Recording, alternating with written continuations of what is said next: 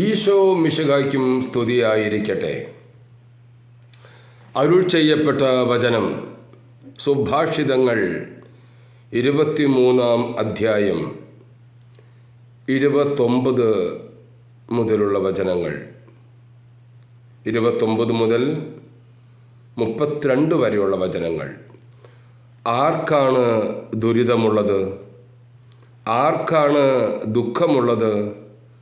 കലഹം ആർക്കാണുള്ളത്? ആവലാതി ആർക്കാണുള്ളത്? ആർക്കാണ് അകാരണമായ മുറിവുകളുള്ളത്?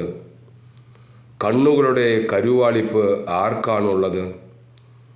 വീഞ്ഞിൽ സമയം പോക്കുന്നവർക്കും വീഞ്ഞ് മിശ്രണത്തിൽ നിന്ന് പരീക്ഷിക്കുവാൻ വരുന്നവർക്കും തന്നെ.